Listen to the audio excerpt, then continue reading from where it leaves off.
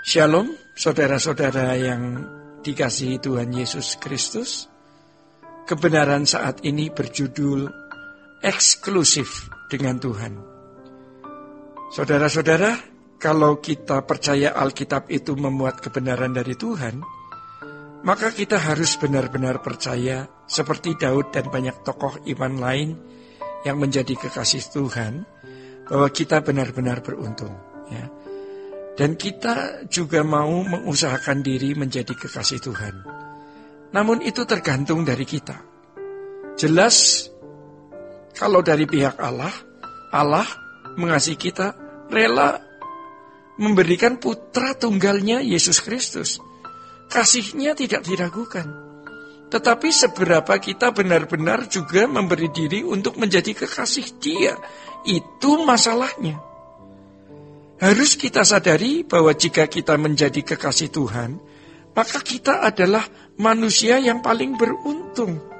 Ya, paling beruntung. Kita tidak perlu ragu atau khawatir dengan masa depan yang tidak pasti. Tuhan Yesus menggambarkan providensia atau pemeliharaan Allah yang sempurna di dalam Matius pasal 6 ayat 25 yang mengatakan, "Janganlah khawatir akan hidupmu, akan apa yang hendak kamu makan atau minum, dan janganlah khawatir pula akan tubuhmu, akan apa yang hendak kamu pakai. Bukankah hidup itu lebih penting daripada makanan, dan tubuh itu lebih penting daripada pakaian?" Pada ayat berikutnya Tuhan memberikan analogi pemeliharaan Allah terhadap burung dan bunga bakung yang hendak menekankan jaminan pemeliharaan hidup bagi setiap mereka yang percaya dan bertanggung jawab. Oleh karena itu, permasalahan utama dalam menjalin relasi dengan Tuhan bukan terletak pada pemenuhan kebutuhan jasmani yang telah diberikannya dengan sempurna jika manusia bertanggung jawab atas hidupnya. Masalahnya adalah apakah kita memiliki gelora dan gairah untuk menjadi kekasih Tuhan. Gelora atau gairah ini merupakan dorongan yang mengarahkan pada perubahan pola berpikir dan gaya hidup yang sepenuhnya diabdikan bagi Allah. Matius pasal 6 ayat 24 berkata, "Kamu tidak bisa mengabdi kepada dua tuan. Terang tidak bisa bercampur dengan gelap. Allah adalah Allah yang cemburu. Oleh karenanya, kita tidak boleh memiliki kekasih lain di dalam hidup ini. Orang di sekitar kita sangat kita cintai, tetapi cinta kasih kita kepada mereka tidak melebihi kasih kita kepada Tuhan. Kita yang harus menggores jiwa kita untuk mengasihinya, ya. Mengarahkan jiwa untuk mengasihi Tuhan tidak mudah dan perlu waktu panjang, ya. Dalam hal ini setiap individu harus memperkarakan diri setiap saat. Apakah masih ada seseorang atau sesuatu dalam hatinya yang lebih berharga ketimbang Tuhan? Sadarilah bahwa setiap kita akan menutup mata, akan tetapi sebelum hal itu terjadi, kita mau melekatkan diri kita dengan Allah. Untuk itu tidak boleh ada ikatan dosa di dalam diri kita. Kita harus belajar untuk tidak terikat dengan kesenangan dunia, harta dunia. Inilah yang disebut memiliki hubungan yang eksklusif dengan Tuhan.